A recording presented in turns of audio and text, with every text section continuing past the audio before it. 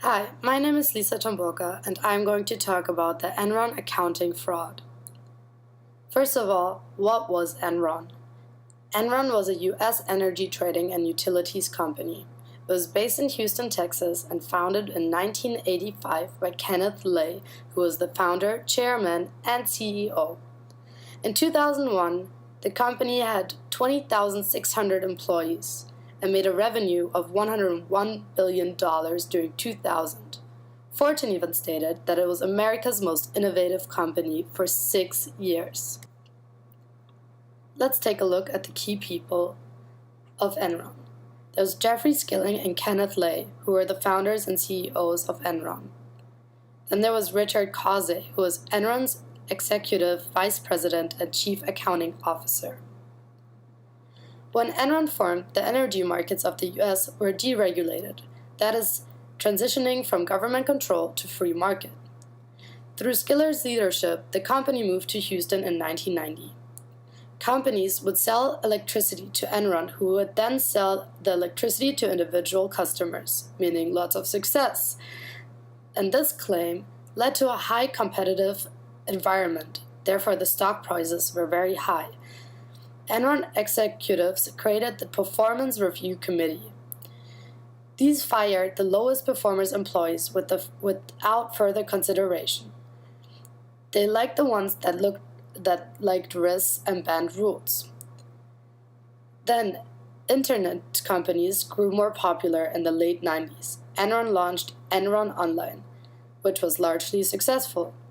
They used this platform to launch high-speed trading services for bandwidth, advertising, and even weather. However, this failed and put Enron into debt. Enron was able to write the losses off as gains by using the market-to-market strategy. With traditional accounting, a company is valued based on its past transactions. With mark-to-market accounting, a company is valued based on the present and future potential. Enron abused this and recorded profits from recently signed contracts and recently built factories, even though they were not actually making any profit yet. In addition to this, and to falsifying accounts, Enron CFO Andrew Fastow created a special purpose entities to hide Enron's failures. These were mini companies that would buy Enron's liabilities and debt, therefore removing them from Enron's book.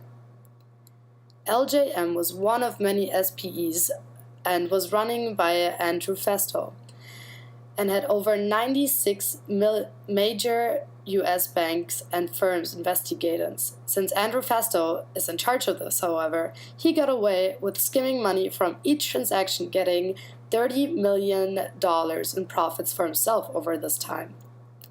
Starting in late 2000, Enron would purchase electricity features and therefore shut down power plants in California. This widespread of power outages would cause the features to increase in value, of course, which Enron then sold for a higher profit. This kept making stock prices to increase. By the late 2000s, top executives of Enron saw their failures and sold their respective stocks, cashing in millions simultaneously as stock prices decreased already. Lay would tell the investors that everything was fine and investigating was a good idea. However, top analysis would start to doubt Enron's transactions. One of them was Bethany McQueen. She published an article questioning the value of Enron's stock, causing the stock price to drop even more. As the stock was under $20, executives would continue to cash in their stakes. However, in November 28, 2001, news of Enron's troubles became public and the stock was under $1. This led, of course, to several consequences. First of all, 4,500 employees lost their job. Investors lost some $60 billion within a few days. For many, it meant losing their old age security. The pension fund for the company's employees was liberated. Citizens' trust in the American economic system was destroyed. Losses on the financial market amounted to the worst stock value loss in peaceful times. Banks were suspected of collusion. The auditing firm Arthur Andersen lost its accreditation. The rules for company financial reporting were drastically sharpened. However, looking at the bigger picture of this, many people have invested their whole lives into this company.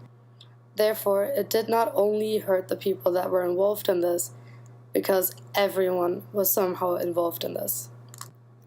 Throughout such a historic moment, people ask each other who was to blame. However, there are many different answers to this, as Lay, Skiller, and Fastow were encouraged by the market-competitive, profit-focused environment.